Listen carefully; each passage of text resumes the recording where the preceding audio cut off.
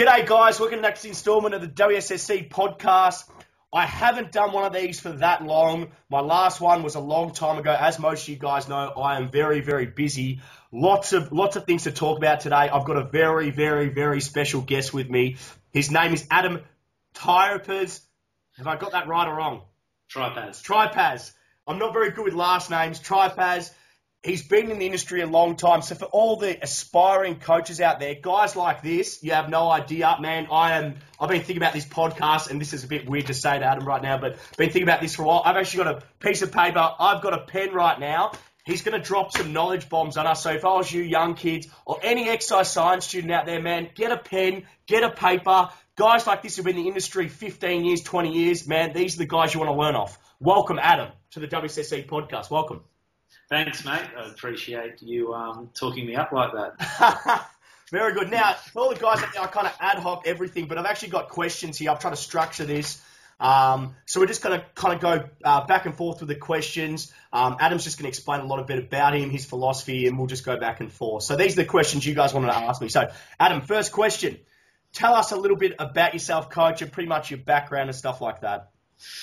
I've got a background in Olympic weightlifting. I was basically brought up in a little shed in the suburbs of Newcastle that produced about 8 or 9 Olympians. My father represented Australia in the 1970s. So Not that I was just brought up around that. So I think it was an instinctive thing. I didn't pick up a bar until probably about the age of 17 when just in one day I decided I want to start lifting. I had no interest in it before then, which I think really shocked my father. So from that day on, that's what I dedicated my every waking moment to. I think I wanted to be the best weightlifter. I was never at any really super level, but so I read and researched everything I could do about the sport, about getting stronger and more powerful. Back in that days, in probably the mid-90s, it's a while ago now, I was only the only weightlifter in the Newcastle area. There was no one else that was doing it. So that was, as I say to people now, that was before lifting heavy things was really cool. But, even at that point in around the 2000s, people used to poke their head into the gym I used to train in up here in Newcastle and were like, what are you doing that for? What's that for? Which isn't really that long ago, which now, as we know, there's a big explosion in heavier lifting and that sort of stuff. From then on, because I was the only lifter here, the Newcastle Knights, the local professional rugby league team, NRL team, approached me to come and do some work with their junior development because they had a head coach there at the time that was big on the Olympic list. So ended up starting with them. I thought this is awesome. I really enjoyed it. My interpersonal skills were suited to it. I ended up doing my undergraduate degree in PE teaching up here in Newcastle. It was a 4-year degree. I wanted to do sports science, but they didn't offer that at Newcastle Uni at that stage, so I done PE. From there, I sort of took on more roles at the Newcastle Knights in terms of strength. Then I worked there for about 7 years. Then I had an opportunity to go to England in the Super Rugby League over there as a head S&C. I took that opportunity. I probably look back now, I wasn't ready for that opportunity. Sorry, Ads, what team was that for the? That was Wakefield Wildcats. Wakefield Wildcats, okay. Yeah.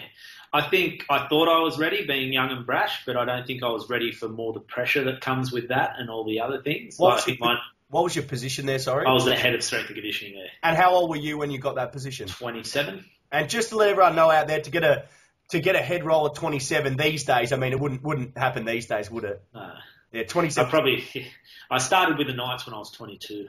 And that's very young. So most exercise science kids or most exercise science students who follow what I do and follow this podcast or follow what WSSC, to get a job in elite sport, Adam will tell you, it's very hard to get at 22. It's pretty much unheard of these days to get at 22. So that's very young. So your development between those years must have been quite rapid then. Yeah, well, I basically worked at the Knights for 7 years, and I admit I didn't get paid much. Yeah. But that was where, I had some very good people around me, like the head there, Lee Clark, who I'm, probably best mates with now, he was just phenomenal. He was doing things back then in 2000 that people are only starting to do now.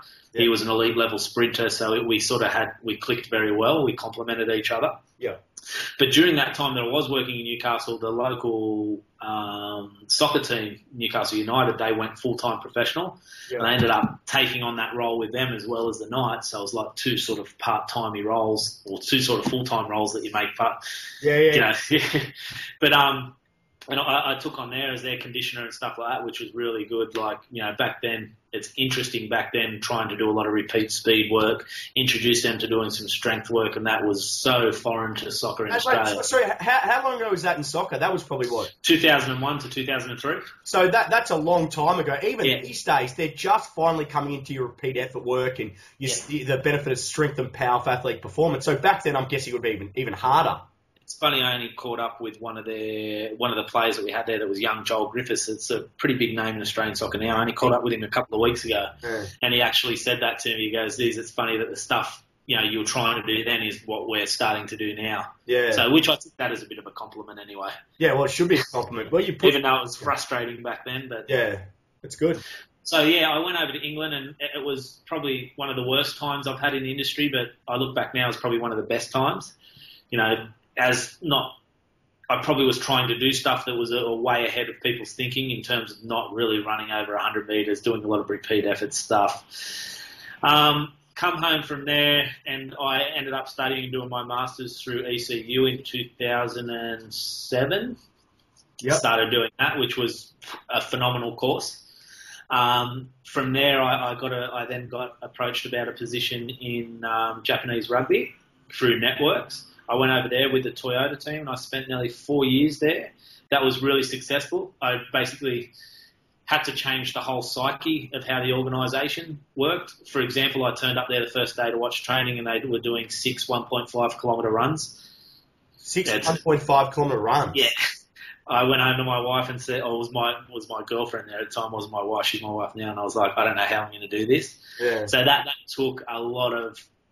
That really worked on how I communicate with people, because slowly starting to implement, and that was in 2007-8, and implementing foam rolling, implementing mobility and activation circuits, breaking down the gym, starting to do MAS running and stuff like that, and how the guys eat.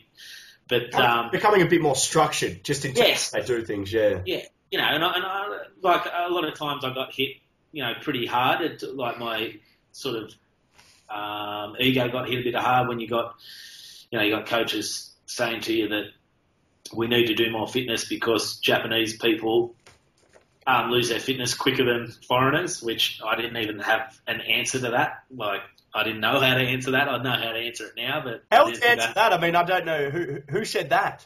That was the head coach. That's just a little bit of the mentality in the sport over there as well. Also, when I first arrived, they had a strength coach there for a year who was an older Japanese guy that they'd already contracted, and I questioned him about the amount of pushing and bench pressing they were doing in the program and not enough pulling, and he told me that they don't tackle with their back. So so they're the little things you sort of have to, and not worrying about technique, just lift as heavy as they can, which that's in vogue in some other forms of fitness at present, I suppose.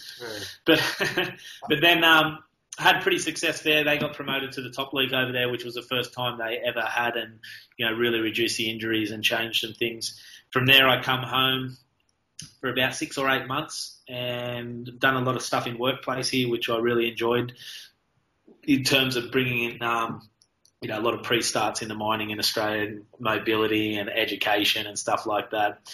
And then I got my start over in France with Catlin Dragons Rugby League. So I went over there for a year. I was supposed to be there for 2 years, but I was not headhunted, but approached about applying for a position with Munster Rugby, which I didn't think I had any chance of getting.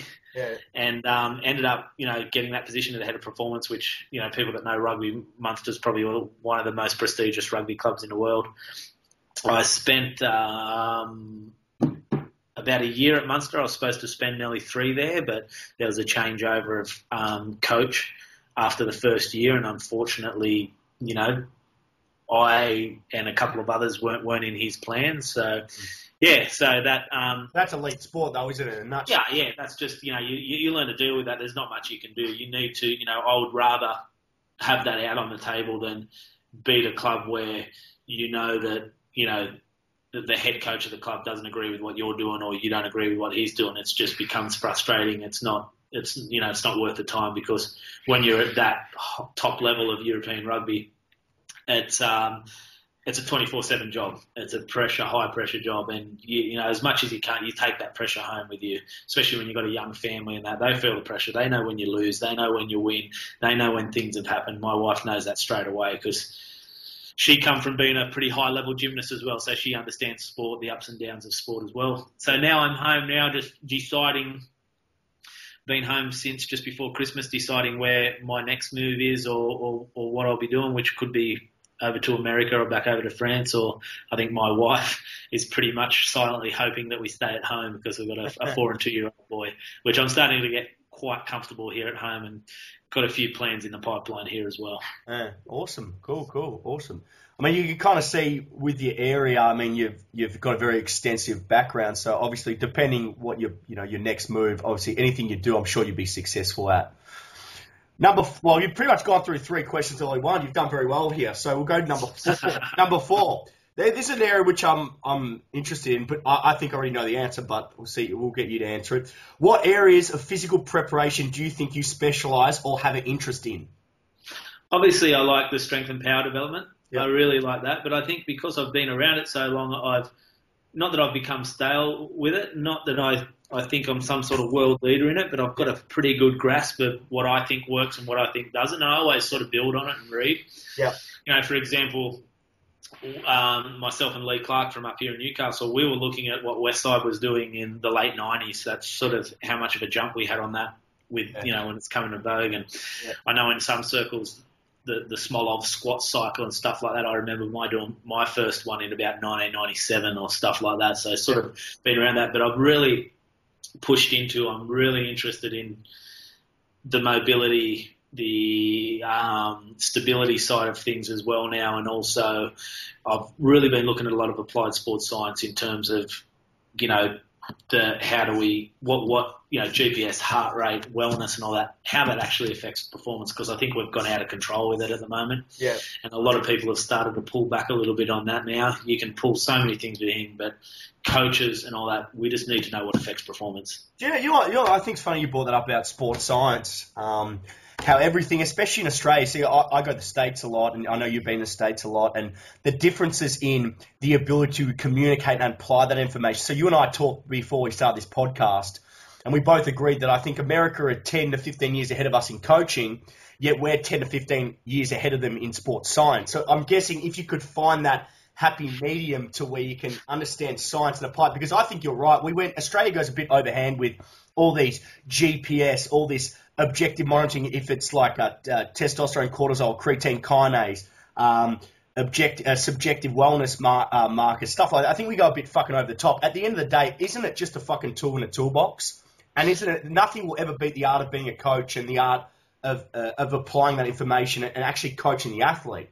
And I always use this with my guys. I always say to them, the science is important, but nothing will beat the art of being a coach and actually coaching athletes.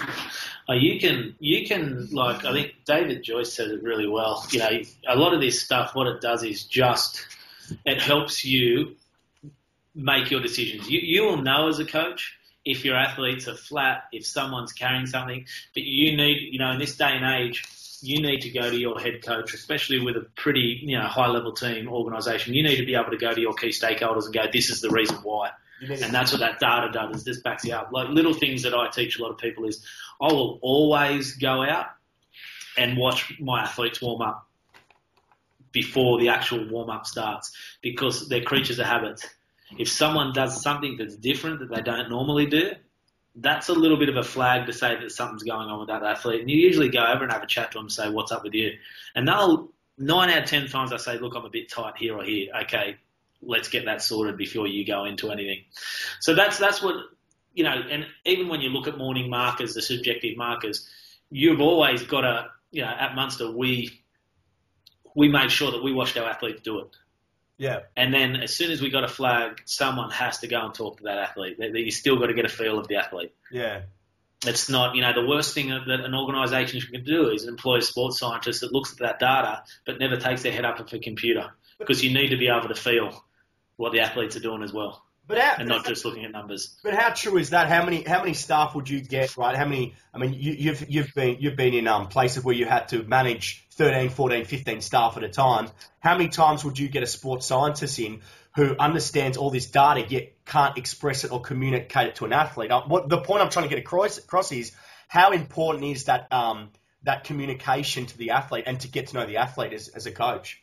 Oh, yeah, you've got to. I think I've been in an organisation before where that data was given to the athletes, reported back to the athletes, emailed to them, and it was the athletes treated that like a competition, say with GPS. Yeah. So they thought that the higher their numbers were in training, then, the better they look, which that's not what it was about. Yeah. Because usually in games, in rugby, your best players do the least amount of movement on a GPS because they know where they need to be and where they don't need to be. Because they can read the play better. And you could go to a coach and go, Christian Woodford's numbers are very, very high, and a coach could go, well, he done nothing in that game. Yeah, you're right. So that's where you've got to start to have a look at. Yeah. Well, the better players can read the play, so they don't have to move as much. That's the whole thing. Exactly. And your closer games in rugby and probably AFL the same, your closer games are the ones that have got a lot more defence and haven't got a lot of running. Yeah, and that's true. 100% true. It's just bringing the science and intuition together. Well, yeah. Well, it's bridging the gap between the science and the practical application, I guess, and the art of being a coach. I talk about the art of being a coach a lot, and going back to America brought me back to how important the art of being a coach is. And this is one thing about I love universities. I think universities all have a place. We need universities because you need a strong scientific grounding to understand your programming and justify your programming. But once again, the ability to communicate it and coach that and have those interpersonal skills to communicate it, it's so fucking vital. And I think that's the biggest issue is a lot of students come through exercise science and they've got all this theory, but they've got nowhere to apply it, or they just don't know how to apply it. And I think what you were talking about, it was to mesh that together at intuition, but also having the data to express to the athlete what you need to express to them. Yeah. And we're sort of salesmen. Well, we're selling a product to our athletes. If we can't sell it to them, then they're not going to buy into it. You could get a first year exercise science student to write a strength program for a top level team, and that strength program can work as long as it's coached properly, it's loaded properly, and you know when to do it and when not to do it. Yeah, that's the key. That's where the human side comes into it. It's only, for example, I lectured the Australian Strength and Conditioning Level 1 a couple of weeks ago with Lee Clark. We tandem do it, and there was a couple of young exercise science students, a couple of girls that were doing exercise science at Newcastle Uni in their third year. And at the end, one of them came up to me and said to me, in the last 2 days, you've taught us more than what we've known in 3 years. That happens a lot, but which just blew us away, which the practical, there's a lot of stuff that you can read in research that, you go, God, that looks really good, but that will not work. Well, I use the saying, I say to a lot of our guys down at the centre, I say, what's theoretical isn't always practical. What's always done in a lab doesn't always have transference to the athletic environment. So we have students come down and they say to us, we've learned more, exactly what they said to you, Adam, we've learned more about coaching and applying this knowledge with you in the first week than we have at uni for 3 years. And that's nothing against the universities. No. Exactly, I know you're saying that it's not against the universities, but the biggest issue in Australia, and this is why I started this movement, these centres, is to give these, and I'm not going to start it yet because I know you've got strong views on the fitness industry. So I'm not going to start it yet, not just yet, because this could go on for about 45 minutes. But these students lack the ability to communicate, but also apply that knowledge because they go to a commercial everyday gym, and it's not about programming, it's not about physiology, it's not about coaching, it's about marketing, it's about fatigue, it's about pretty much training someone to failure. Where what Adam and I and what the rest of what we talk about as performance coaches is we talk about science-based, evidence-based practice programming. We talk about coaching, we talk about periodization, we talk about progression, we talk about regression, we talk about coaching. And I think that's the biggest issue I see in Australia at the moment with exercise science students currently. When I look back at it now, I think the best thing that I did do was done my physical education degree and teaching degree. Yeah. Because what that done with me was that taught me how to communicate. And that I was going to ask you, because you did PE, so I mean that's probably the biggest thing you get. Because with PE teachers, how important is communication? Very right. And I think it was phenomenal and it's also good with how volatile the industry is. You can always go back and do a bit of casual teaching if you haven't got a job. Yeah, that's true. Yeah. But you know, like I look at it from when I was in first year, turning up there to, you know, I started there. I think I started my degree when I was 21 or 22, so a little bit later than some of the other people that were in my degree. And a lot of them I'm still friends with now because you spent 4 years with the 60 people. Yeah. But what it found me was, you know, from first year, say, to third year, it was a 4-year degree. My development in terms of being able to get up and peer teach, as in teach stuff to your peers, which is even harder to people that you don't know, just changed. And you see people develop. That taught me how to speak. Yeah, and that's a huge thing in what we do. Well, what about in everyday life? What about another thing that I bring up with a lot of my guys as well is having presence, having coaching presence. I mean, you talk about being a teacher, getting up in front of your peers. How did that teach you to have that presence? So when we talk about coaching, you're the head performance coach. You've got to have that presence, but also going back to your previous point, which I really like that you brought up, was how important in terms of buy-in as well for them to believe in the program. If you believe in it and you're passionate about it, your athletes can see that. You don't even have to sell it. Yeah. That's the big thing. If people aren't passionate about it, athletes at the top level, you can't have any chinks in your armor because athletes will just go straight after that. They'll find it. And you have to, and I'm a big thing is, you know, educating athletes about what you're doing with them. I've been working for the last 2 months with a young pro surfer named Ryan Callanan. He's just headed over to a couple of big comps in the States now. He's hopefully he makes it onto the big tour at the end of this year, but a lovely kid. I've been doing some work with him down here in Newcastle in conjunction with Dr. Jeremy Shepherd up at the High Performance Surfing Unit in Australia, who I've had a lot of contact with, where they're starting to sort of change the game a little bit with surfing. But I've been doing a lot with Ryan, but the big thing he's loved about that is that I'm educating him about how he moves. Now, the stigma with some people is that if they're going to start doing weights for their sport, it's all about getting big and strong. But educating Ryan to say, look, I'm only getting you stronger for your body to be able to handle the stresses that you're putting it under the way you surf, because he's a phenomenal aerial surfer. Yeah. And then another young local kid, Craig Anderson, who is one of Quicksilver's big-time free surfers, he come in, and we'd done a session last week, and he was the same. He thought it was phenomenal, just educating him how to connect, that would just get him a bit stronger in the legs and he can handle it. And, you know, Craig's now, whenever I'm back in Newcastle, mate, I want you to do heaps with me. And that's just, you've got to educate your guys on why you're doing it. I can't stand when coaches go, just do it because I said for you to do it. I want an athlete that's not compliant. I want an athlete that questions me and says, why am I doing this? How's this going to help me? I don't want an athlete that just does everything you tell them to do. But don't you think, though, and I know if you go back for all these guys out there, go back to one of my podcasts with Terry Condon. Now, Terry Condon used to work at the ARU. He's now at Geelong Football Club. Very, very smart guy. Used to work at Richmond. Similar to what Adam just brought up before, you're kind of giving empowerment back to the athlete, aren't you? Because you're saying, okay, well, we want you to learn more about the programs. We want you to learn about why you do what you do. And if you give empowerment to the athlete, you educate the athlete, that's better for everyone, isn't it? Oh, definitely. You know, you want them to question you. I've always noticed in sport where I think hopefully it does change, that the ex-players that usually go into strength and conditioning jobs are usually the ones that are vowed to as, they're the hard trainers. And I've always thought, well, do you really want the hard trainers, or do you want the ones that are actually going, why am I doing this? You know, the ones that actually are thinking about what they're, you know, why you're making them do MAS work. Why are we squatting? Why are we doing a neural charge type workout? But that's what you want. You want them to be able to question it, and for them also to get better from it. And that's the whole idea about what a lot of people kind of forget about performance coaching is we are secondary to the skill. We facilitate the skill. We are not the skill. If you beat them down, or they train too hard in the gym and they can't train, they're not going to get better at the sport. What we do is redundant. I think that's a common issue, and I don't know what you think about it, Adam, but in terms of we're getting I think a lot of coaches kind of think they're the be-all and end-all when they forget we are secondary and the skill is the most important. I think sometimes in our industry people think that they're way more important than what they were. And, I've had this discussion quite a bit with the senior S&C of the Melbourne Storm, who I'm good friends with, Tim Rogers. We only had a discussion a couple of nights ago about that, and Tim's one of the smartest guys I know.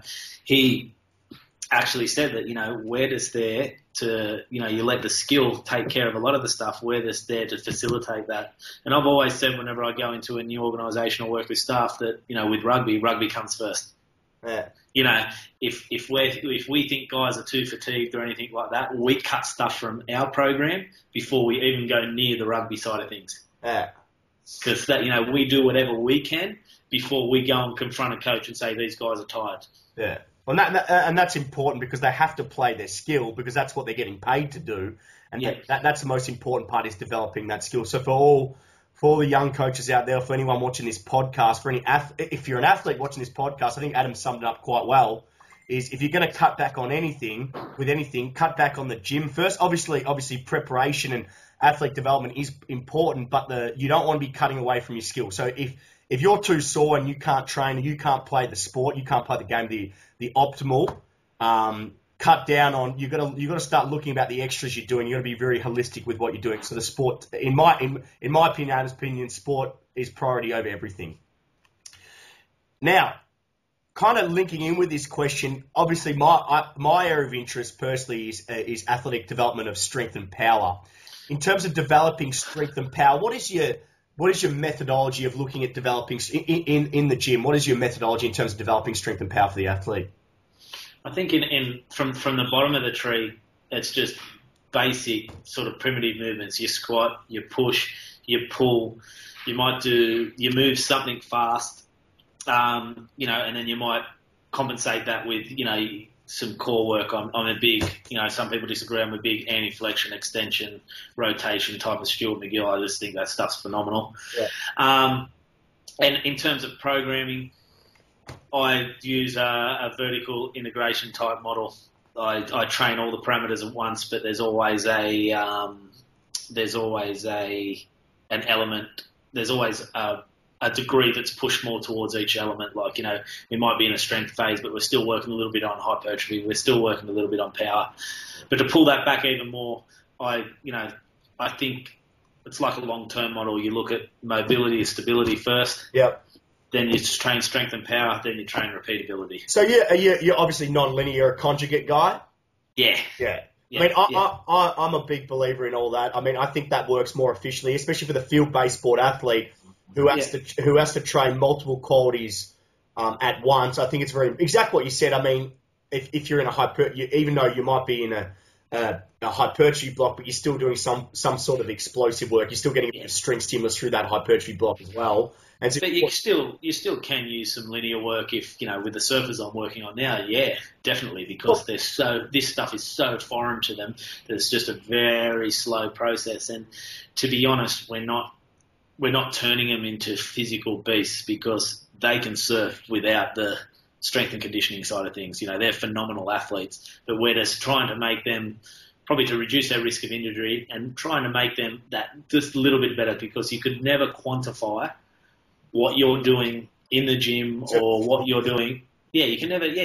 How can you quantify that with surfing performance? But I think it's very subjective. Well, it is. Well, what we do is very, very subjective. I think what you said before, I mean, once again, it really comes back to the individual. I mean, exactly what you said. You've just gone, okay, well, I'm a conjugate guy, I'm vertical integration, so I'm training multiple qualities at once. But once again, you get in a 14, 15-year-old kid who's never been in a high-performance program, never lifted. He's a blank canvas. His window of adaptation is quite large. He could look at weights and get stronger and more powerful and quicker. So it kind of, everything we do, and I know what you do, is based off individualization. It's very specific to the individual and their sport. So going back to your example with the surfers, most surfers would never lift properly. And if they have lifted, they've done your traditional hypertrophy bodybuilding program, split part, isolation, slow movement velocities. With you, what you were talking about, for everyone out there, Adam and I had about literally a 50-minute conversation before this started.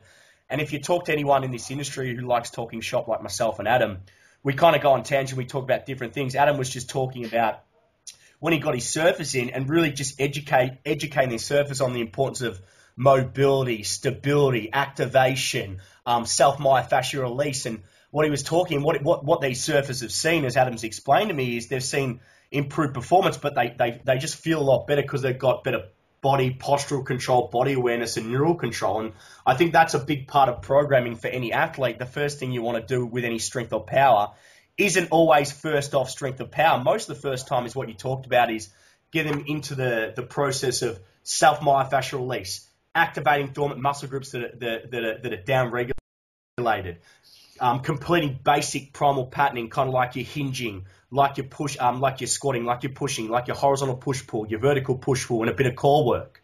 And then once they've got the foundation, then that's when you can start progressing with your programming. Once they're, I don't know what you do, Adam, with your guys, but I work off a movement competency chart, so they've got to be movement competent. So take, for example, a squat, let's say a front squat. Can they hold thoracic extension? Can they control the negative? Can they stay tight on the box where they're not getting that lumbar flexion? Can they drive up quick? Can they exploit the shortening phase? I mean, that's stuff we do. What do you do with your guys in terms of movement competency and in terms of progression? Yeah, I think it's having a look at them, having a look at if they've got any injury history. For example, Ryan, that I'm working with now, he's had a couple of, because he's an aerial surfer, yep. He's had some knee problems and all that. And I spoke to Dr. Shepherd and said, look, I'm just going to pull him back on front squats and just starting to get him goblet squatting. So he's not, moving forward. He's starting to move back and things like that. And obviously, just a simple, I do like the FMS, but I've sort of come back about just doing a simple active straight leg raise with Ryan and then getting him to connect his anterior core and do it again. We found about 30 or 40 centimetres more range. So I was like, so now whenever he does anything, he has to be cued to connect. Yeah. And how to connect and, to get more range through his hips and things like that. But yeah, I think being around it so long, you can, without, I think, then test, quantify stuff, but you can just have a look, you can put someone and just get them to squat and you can start to go, well, he needs some work here or there before he starts to push onto them sort of areas. But I think when you're dealing with teams and when you're dealing with professionals, you need to be able to quantify why they don't move that well. And there has to be something in front of them athletes that shows that they're improving in them areas. Yeah. But I think, I'd love to know what you think on this stuff, but I always use it with my guys. I think FMS, FMA, they're really good to quantify limitations, but I think what you just said before, it's not the be-all and end-all. No. I think a really good way, and I'm a big fan of Buddy Morris, who works in the NFL with the Cardinals. I'm a massive fan, and so is one of my other idols, Joe DeFranco. And Buddy Morris's view on FMS, he hates it. I don't hate it. I think it's got a place like what you said, but I think bringing back down, if you're a good coach, you can see limitations of the squat. I mean, perfect example is, you can see someone squat or overhead, let's say just a normal squat, they can do a bodyweight squat, and you can see limitations like, okay, what is their ankle mobility like? Can they get into dorsiflexion? Are they getting valgus angulation? So can they use their glutes can they get their torque to their hips? Torque is just rotational force, so can they get that torque to activate their glutes? Can they keep their trunk in a nice upright position where they're creating more thoracic extension and a tight lower back where we're keeping neutral? Can they, stuff like that? That's a real easy way to see any limitations. And if you're a good coach like yourself, being around for a while, you can see that. I'm guessing you could use that as a corrective tool as well. Yeah, even some of them, and it's how, getting back to the communication, it's how do you communicate? If someone's squatting, you might be able to give them a little cue of where their gaze is. It might fix up 3 or 4 things. Yeah. And that's the thing is what we've got to realise, and that's what a lot of younger people that I mentor have got to realise, is that when a group of sports scientists talk together, someone that doesn't know much about sports science will not know what the hell they're talking about. Yeah. So and that's how athletes are too. You've got to talk on their level. You can't bamboozle them with mumbo jumbo and technical jargon. You've got to put it on them. Look, if you do this, what we're trying to do is get more movement through this part of your back because that's a mobile joint. Yeah. It's true. It's got to be very simplistic, and it's got to be able to. You got to convey the message in the most simplest terms that the athlete can understand, I'm guessing. Yes, definitely. I'll get you while I'm here because you just brought up quickly about you mentor some aspiring strength and conditioning coaches. This leads me on to my next question, so we've got really good flow. What advice, normally I don't get flow in this, what advice can you give to aspiring strength and conditioning coaches? Be a pest. I was a pest, I think, when I was a younger strength. Just I look at it now, and when I look back now, only reflecting on this last night because I knew I was talking to you today, is I spent time with bodybuilders. I spent time with sprinters. Obviously, I was an Olympic lifter. I spent time with powerlifters. I spent time with people that were doing strongman. I've spent time with triathletes. You learn all this different stuff for all that and start to put that all together. Find a mentor that is proven, that has worked at the top level, that's got a high level education, that can, that you can bounce off. There's so many people that I think if you find someone that isn't interested in helping you, then they're not worth a grain of salt. But majority of people that are at that level, if you reach out to them, they might take a little bit of time to get back to you, but people will get back to you. I'm saying that on the other hand, sometimes when you are working at the top level, you are that busy, it's not funny, like at Munster doing 14 to 16 hour days every day. But just keep learning. Never think that you know everything. And never go out of your scoop. Never think that, even me now, if someone come up to me with an ACL, the first thing I'd be saying to them is, I need to talk to your physio first before I even touch you. Don't think that, I can rehab an ACL. That's the thing. Don't go out of your scoop. Start to learn. Focus on what you're enjoying and get that. You can't be an expert in every parameter of S&C. You can't be saying, I'm an expert in conditioning, I'm an expert in strength, I'm an expert in power, I'm an expert in sports science, I'm an expert in this. The best performance managers surround themselves with the best people. I think, you just summed up what I felt. That little snippet, what you just said. First of all, going back, the fact is, you've got to if you want to learn off someone, you've got to annoy the shit out of them, I think. Yep. I mean, even for me to try, and you and I, we've been wanting to get this up for how long do you reckon? Probably about 4 months, 3 months. Yeah. So I've annoyed him, he's annoyed me, we've gone back and forth. For me, I love talking to the guys who've been around a long time. I'm learning already off Adam, and just to hear his views. And you know what's funny, Adam, I think you can agree with me on this, is you could talk to, let's say, 40, 50, 60, you could get a vox pop of 60 strength and conditioning coaches. And the funny thing about those 60 strength and conditioning coaches, I always use this with my guys, success leaves clues. And what I mean by that is the basics always stay the same. So you and I might have subtle differences on how we coach a front squat, how we coach a clean snatch or jerk, but the foundations of every program stays the same. And I think that's one thing you can agree with. The basics will never change. Yeah. No. And as I think I spoke to you before, when people have ever come to look at my programs, people always wanted to come and have a look at what Munster were doing. Yeah. We had a Munster strength and conditioning conference where 180 people come to it just for a day thing where we spoke about what we'd done in the program. But when they come into the gym, people would be like, is that all you do? And I was like, yeah, that's all we do, because we keep it very simple, but we do everything is absolutely perfect. There's no room for error. No one, I think I read a quote from Robert Dos Remedios the other day where he said that, in the gym, we're trying to get better for our sport. Why do we try and chase weight sometimes and limit our technique, which will have a detrimental effect on our sport? Well, you're going to create negative motor patterns, and when you integrate with skill, you can't express that skill effectively. Yeah, and that's exactly right. And I think getting back to what we spoke about with the young coaches is, there's a young coach here that myself and Lee Clark, a lot of people in higher level sport in Australia know Lee Clark. I can't say enough about him. He's probably, in terms of S&C, he was way ahead of the bar in Australia, but always sort of stayed in Newcastle in the area. Just wait, before you start on that, just for everyone out there, write this down, because I got a lot of exercise science students who follow me, especially a lot of you're from Newcastle, aren't you, Ad? Yeah. I've got about a lot from Newcastle, so write that down. Lee Clark. Write that down. Lee Clark. Sorry, go on.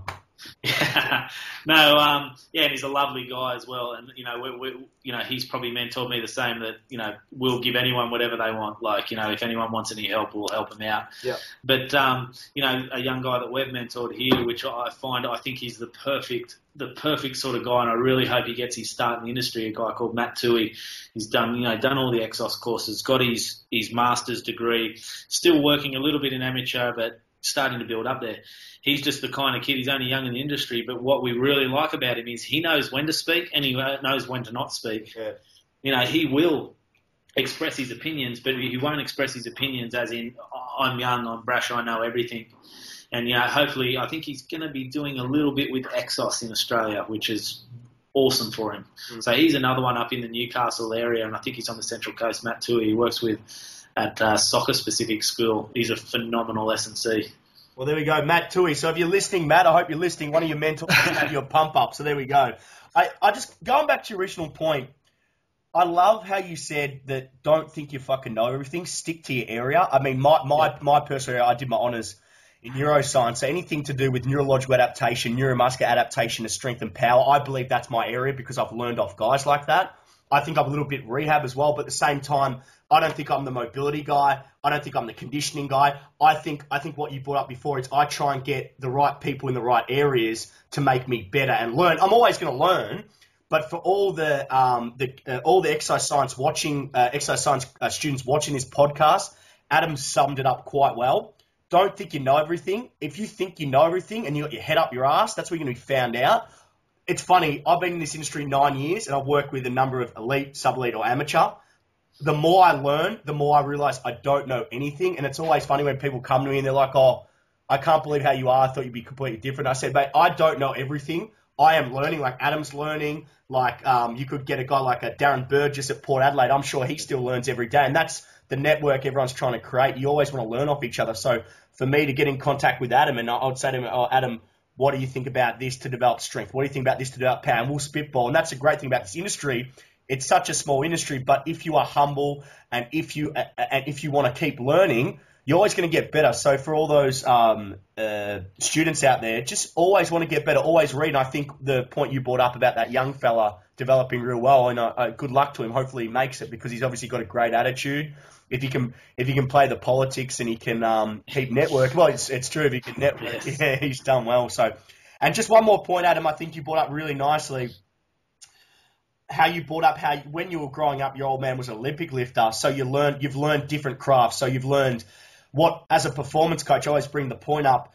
We don't train a sport with a sport, but we use modified versions of certain powerlifting, Olympic lifting, bodybuilding, track and field, yoga, Pilates, strongman, and to get the best out of it. So I always use the saying tool in the toolbox. If you're a strength coach and you've got more tools in a toolbox, you're a better coach. But if you stick to one methodology, and Adam, you grew up around Olympic lifting, but I'm sure your program isn't just based off Olympic lifting.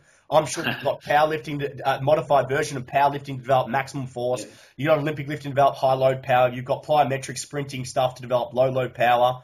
And just making you a better coach depending on what you're trying to adapt to will dictate what tool. Yeah, that's exactly right. Like, it's funny even talking to, I remember an old powerlifter told me once when they started to bring in the sumo deadlift, and I see some people use it in their programs, which I don't agree with. And he said, well, the sumo deadlift was only brought in so the bar doesn't move as far, specifically for that sport, which sort of turned on a light bulb. Was like, right, yeah, there's, obviously it might have some sort of neural and physiological adaptations to use for athletes, but I thought, well, hang on, when you look at it, that's the reason why. And, the sumo squats, the same really wide stance squats in powerlifting was so they don't have to move as far. Limit the range of motion, become mechanically because they're trying to lift as much as possible in competition. 100% true, 100% true. Now, one of my favourite questions. Now, look, this question I know we're going to go on this tangent with fitness, but let's see where we go with it. What do you think of companies like my company, Woodford SSC, in the private sector, developing applied sports science? What do you think of it? And where do you think, in the private sector, where do you think it should be going? I know you've got a massive view on this, so this could take about half an hour. We'll see where we go with it. Can you just repeat the start of that again? So what do you... Sorry, no. That's all right. No, it's fine. What do you think of companies like my company in the private sector? And what do you think other companies have to do to develop this industry? I think that in terms of that, in the private sector, I think that everyone in terms of athletic development, I don't think there's anywhere for your amateur, your sub-amateur, your junior development, people that are close to getting the professionals that might have a professional contract. I don't think there's anywhere, your facility is probably one of the one of the leaders in Australia, probably at the top of the tree. Oh, don't. I'll give you the money later for that. Thanks very much. Yeah, no, that's all right. No, but there's nothing out there for these people to go and train. Like, they'll usually go to a personal trainer or someone like that that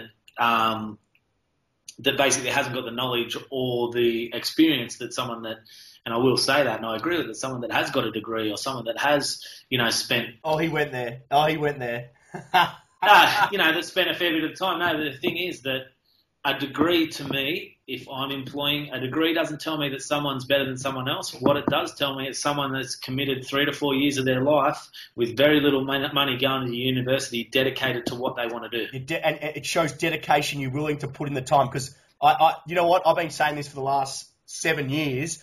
A degree doesn't make you a better coach. What a degree does, it shows you are committed for 3 years of your life, and that shows me that you want a career in this, doesn't it? Really? Yeah, exactly. And I think I learned that a while ago off former All Blacks Canterbury Crusader conditioner who I was close network with, Ashley Jones. He said that, and I totally agree with that. That it doesn't. I'm not saying that someone's going to be way more knowledgeable than anyone else, but it shows the dedication that they want to do that. Yeah. What you just went on the point before, you were talking about where my company's pretty much the only one really pushing it and doing it. My question to you is, why hasn't the industry developed? I think because the fitness industry in Australia is one of the most unregulated industries. Okay, let's go on the fitness industry. While we're here, let's talk about this then. What are your views on the fitness industry overall? Geez, I have to be careful here or I'll end up. I think it's a disgrace. Oh, trust me, I think it's fucking deplorable. I think it's terrible. I think, with going away and, going away from Australia and coming home, where we live in Newcastle and we live pretty close to the beach, and, my wife's got a PE degree as well. And so we both have a bit of knowledge in the area, and, and I've grown up surfing and skating and that, and that's what my group of friends is. And you'll go out to the beach on the weekends or the mornings and see people doing boot camps and stuff like that. And it just flabbergasts me to see what some people are doing to people. It's just an unregulated industry in terms of someone will write a blog, which I look at a lot of blogs as just graffiti with grammar, that people will read that and go, oh, well, so-and-so's doing this, I'm going to do this. And I think once you've got that little bit of an education behind you, and that's another thing that, university and that does teach you, is to look at research. Well, hang on a sec, if someone's going to write this, what are their qualifications? What experience if they have to tell me to do that? Yes, they might look good, but are they individualised? And, if someone goes to a boot camp, someone turns up, they're 50 years old, they're grossly overweight.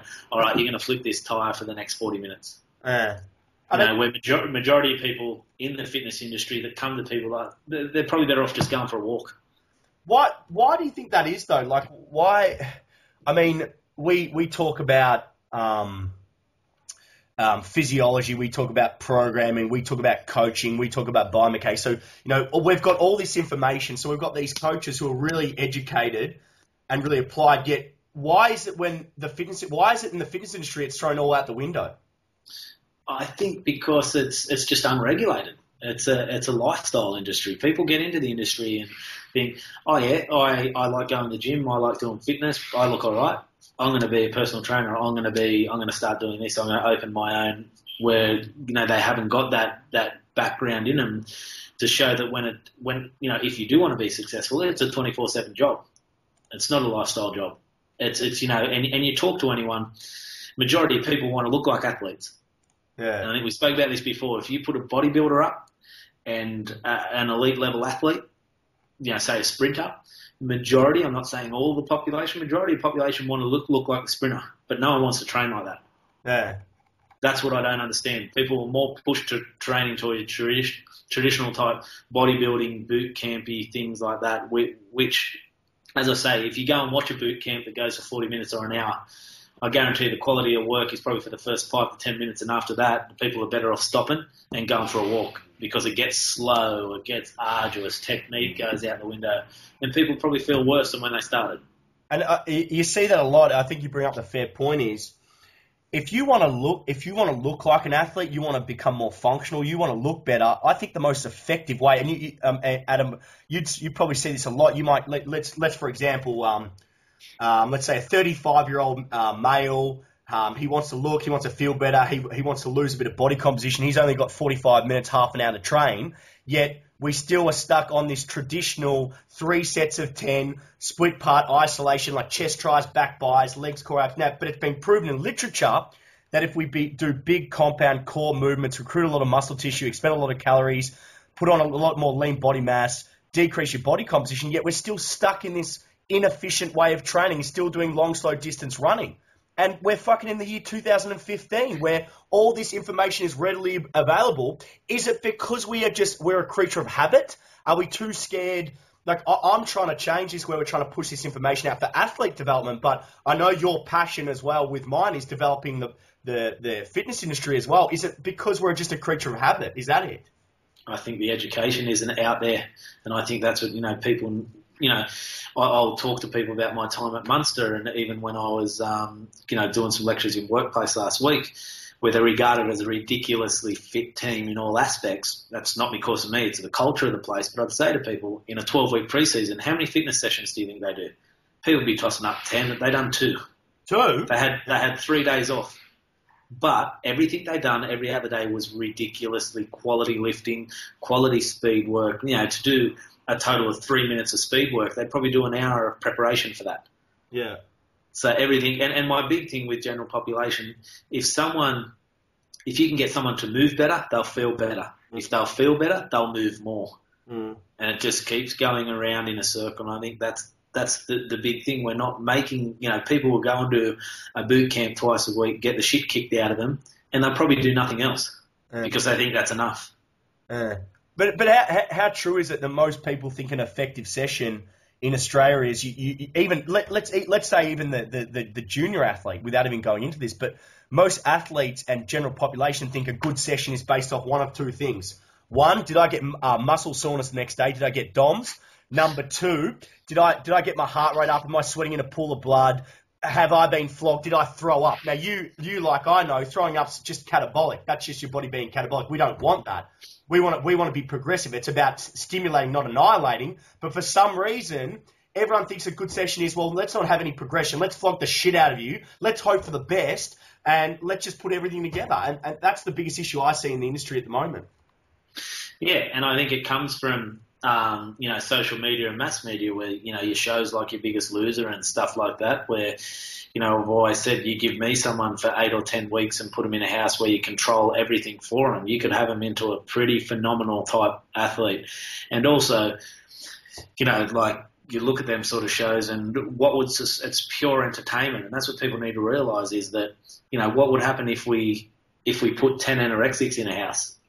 And we put it on TV and we force-fed them and we made them cry if they tried to exercise. Society wouldn't have anything to do with that. Yeah. It's just on the other end of the, that would be immoral. Yeah. It's just on the other end of the spectrum, but people are happy to do that. And there is some people making some big money, huge money out of this stuff, and it's just crazy. We're killing people. And I don't think people understand what it's like to feel good. I think the funny thing about it, I use it all the time, and I say it to the people who follow me and follow Woodford SSC, and I always say it, fitness isn't about fitness anymore. Fitness is about sex. Fitness is about something other than fitness. Fitness to me is about exactly what you said, moving, feeling better, understanding the science, physiology, biomechanics, anatomy around what we do and why what we do. These days, it's more about, okay, well, Adam, you've got a degree, you've got a master's degree, you're educated, yet if you've got no Instagram followers, no Facebook followers or you don't look a certain way, that means you don't know what you're doing. So I'm going to follow this guy who's got 1 million Facebook followers. He's got 1 million fucking Instagram followers. All of a sudden, this guy knows what he's talking about, yet a guy like you who's been in the industry 10, 15, 20 years knows what he's talking about. Well, I'm not going to see this guy because he's not selling bullshit, but I'm going to go see this guy who's real shredded. He's a dumb fuck. He's got no idea what he's doing. Sorry, mum, about my language. He's got no idea what he's doing. And this is a common issue, mate. And this is a common issue anyway. Let's forget about personal training, but this is a common issue in the private sector for junior athlete development. Now, in my opinion, I think you and I, as a strength and conditioning coach, we have more impact on a junior athlete's career than we do when they're older, because when they're young, their nervous system is quite plastic and adaptable. If you fuck them when they're younger, they're in trouble, and I'll ask you this question because you would see 18, 19, 20-year-olds coming through professional sport. How many of these kids lacked basic mobility? How many of these kids lacked basic strength? What issues did you see with these kids? 90% of them, if they hadn't been in the system. Okay. If they hadn't been in a professional system from when they were younger, 90% of them don't know how to move, don't know how to control their body at static. And then my argument is that if they can't control their body statically like doing a lunge, how do they control their body when they're at speed? And that's true, but think about from your point of view, you're the high performance manager. And unfortunately, it's the world we live in. But your performance is based off wins or losses. I know they won't say that, but you know that. You know that. But you get a young kid who's in let's say a first round draft pick, and he comes into you with he's got fucked motor patterns. He can't control his body weight. He's not going to play for maybe 2 years. Yet there's pressure on you from the coach. Yeah. How many times would you find that where you get a young kid? Yeah, it's a lot of the time where you have to. It's a very fine line you're walking because ideally you need to strip that kid right back to they won't be touching maximal weights for 6 or 8 months until they've got, as I said before, that mobility stability is right before they move into strength and power, before they even think about moving into repeating that. Yeah, a repeatability. Yeah. It's just I don't think I know the answer, but it's just something that's got to change very soon. But, if you keep an eye on the Australian news, there are some people that are starting to be found out in this sort of the whole social media type thing. The one from up in Queensland. Up in Queensland, the one that was plagiarising menus and stuff like that. And he's starting to get found out. But I don't know the mindset of people that will look at a blog and go, okay, that looks really good, or an Instagram, I'm going to do that because this person said it, without even thinking, well, what are this person's qualifications? What have they, this person's giving me nutrition advice. They're not a nutritionist.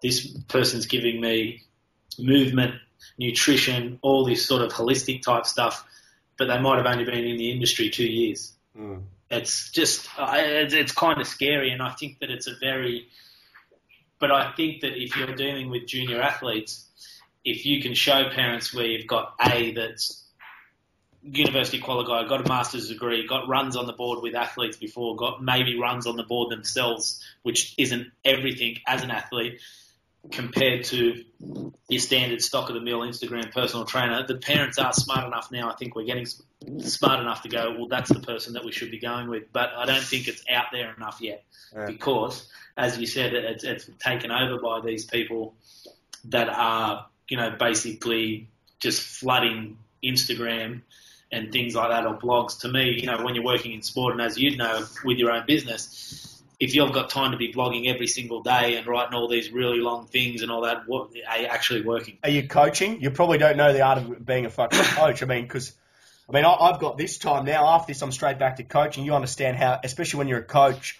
and you're coaching, it's so draining mentally, but also people think my job's and our job's not physically demanding. I'll tell you, after watching someone squat and deadlift and you're getting on your knees and you're looking from a frontal plane point of view, you're seeing their joint angles, it gets tiring. During the day. I've already said to people where they go, because I admit I haven't trained properly. I'm grossly out of shape at the moment until I get hip surgery. But I haven't trained properly for well over a year, and people go, why? That's your industry. And I go, I'm in the gym all day. I do not feel like being in the gym, when I get home or anything. It's like someone that's a bricklayer all day and then going home and laying bricks. Yeah, it's true. It's true. Yeah, it's a hard one to balance, and you talk to a lot of people that are in the industry that are like that, say the same. I only seen some threads the other week where someone said, I'd love to have abs, but I don't have the time in the day to even go close to it because I'm dealing with athletes all day or dealing with a professional team all day. Especially if you're in pro sport. It's even worse in pro sport. I know it's hard in the pro if you're running a business, but in pro sport, you're going to work 15-hour days. Yeah, you're travelling every weekend, basically. Yeah, so it's hard. When you can fit it in, you can. It's one of those things. If you can understand, I guess you're right. It's just finding a balance as much as possible. All right, very good. Pretty much recap for everyone out there what we both agree on in terms of the fitness industry. You've got to remember, if someone puts up a post, right, and this is example. Let's take for example a bodybuilder, right, and they say, okay, well, this bodybuilder did this program. Always remember that program is specific to that person. So let's say it's a bodybuilder. Let's say they might be taking external hormones, so it might be steroids. Their training age might be 10, 20 years. That's not always going to work for you. So always remember, individualization is specific to you, and every program has to be individualized. If not, it's just useless. So that's a common issue I see with a lot of general pop or people in general, where they get a program. Oh, I'm doing this program, or I'm doing this. It's very generic. It's a generic program, so there's not one size fits all. So you've got to be very careful on that. Is there anything you want to add with that, Adam? I think it's the same with nutrition's the same. Nutrition's, as you know, very, very individual, what people can do and what they can't do and everything. There's no one size fits all. But I look at that too myself with, a big area that I've, when you talk to people, I've probably dedicated over 20 years of my life to Olympic lifting. Yeah. I absolutely love it. But the thing is that the Olympic lifts, the classical Olympic lifts, they basically designed towards people who can Olympic lift. So much, if you have a look at, stuff that I read when I was younger, which was translated Russian journals on how they trained, they meticulously selected their weightlifters in the Eastern Bloc. And the same happened in the States in the 80s and 90s. So to me, it's not Olympic lifts aren't a one size fits all. Yes, power cleans and that you can teach people to do them, but then classical lifts, you can't just get someone in off the street and go, right, you're going to start Olympic lifting, you're going to start doing full squats, full snatches, because the risk versus reward is nothing. And how do you know that someone hasn't got some sort of dysfunction that you're just making worse and worse and worse? Well, you're just adding strength to dysfunction. Oh, that's a huge thing. Yes, it's a feel good exercise, and I think it's phenomenal. I absolutely love it, but there's some people that just can't do it. For example, the shape that my hip's in now, I can't do it. I can't lift from the ground. And so I know how bad these lifts and stuff like that can be to you if they're not programmed properly and if they're not programmed individually. And I think you brought up the good point about Olympic lifting. I think a lot of people are very obsessed with Olympic lifting. Oh, Olympic lifting's the be-all and end-all. It looks sexy. It looks fun. It's funny because within my programs, we do Olympic lifting, but we do derivatives of it to develop ground-based power. So we might do hang clean pull, hang clean high pull, clean grip, stuff like that, derivatives. But I think what you were saying was, if you don't have the body type or someone doesn't have the body type to Olympic lift, there's a number of different ways you can develop ground-based power, explosive extension, and developing power within the athlete apart from Olympic lifting. Derivatives, or you can do med ball work, max effort sprints, ballistic lifting. There's a number of ways. So I think the point you were bringing on was it's obviously got to be specific, risk versus reward, but it's got to be specific to the individual as well. What works for the individual? Yeah, definitely. All right. Now, where do you see yourself in the next 10 years? Good question, this one. Where do you see yourself in the next 10 years? Wow. I wrote next to it old. It was a joke. I was supposed to laugh. I'm getting on too, so there you go. Yeah. I really, at the moment, I'm at a bit of a crossroads. Like, I have got an opportunity to go to pro sport, and I think that's still an itch, especially in America, that I want to scratch. But at the moment, having a young family, I've got a 4 and 2-year-old boy, and we're back at home in Newcastle around our friends and our family and things like that, that I'm starting to get very comfortable here. And, like yourself, I see a huge market and a huge potential. I don't like saying the word market because I think market goes towards money, but I think there's a huge needing for evidence, sports science-based coaching and training of general population and amateur athletes in this area. And myself and Lee Clark, who probably there wouldn't be anyone in the Hunter region that would, this is a bit of an ego thing, that would come close to our qualifications and our experience in the whole Newcastle area, which I think Newcastle's Australia's 6th biggest city, and that's something that we think that we could really make a big difference because we see a huge opening for that here. And all my life I've wanted to have my own space, and I think that me and Lee are pretty close to organising that and coming together, and we know there's people that we've spoken to have actually been blown away that we're going to get our heads together to do this. So so really the next 10 years, I don't know, I can't say. But I still will be in the industry. That kind of touched on my next point. Tell us more about any projects you're working on. So the project for all the viewers out there. So the project you're considering is opening up your own space. Yeah, starting to get it out there and getting people in and using, screening them, individualising programs for them, giving them some sort of, where they can see their 4-week program online, where they've got their, all their testing results on there.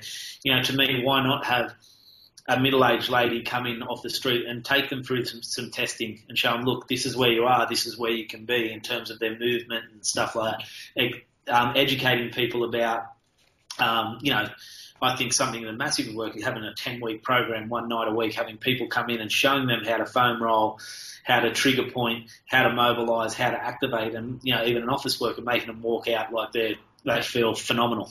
Yeah. I think there's a huge market in that. I think the problem now is, as we touched on before, people aren't getting that education with the fitness industry or the sports training industry now. There's nothing like that. I think because we have worked at the top level, we see the value of, doing that at more of the ground-based level. Yeah, but it's true. I mean, if you can educate, and you're talking about Newcastle being the 6th biggest city. I mean, if you can educate, you can create such a difference in not only function, but just everyday movement, and they're feeling better because the whole thing. Exactly, I like what you said there about they can come in. They've got a 4-week program. We're going to assess them. They're going to see their progressions. We're going to retest them so they can see they've improved in whatever capacity we said we're going to improve on. It's not about flogging them. It's about control. It's about education. I love that. And if more, I've always said to with my second facility opening up in 8 weeks. So there's for all you guys out there, 8 weeks, my second facility opens up. I said to Adam when we were off here, I would actually come down to it. People get me wrong. I actually share a lot of my competitive stuff that are my friends because I want them to do well. Because think about it this way, the more people open up centres like Adam's, like my mates, the better it is because we develop the industry as a whole and more people actually understand what we're trying to do. So I would, to hear stuff like that and to know that, two guys like you are opening up a centre like that and two very guys in high level.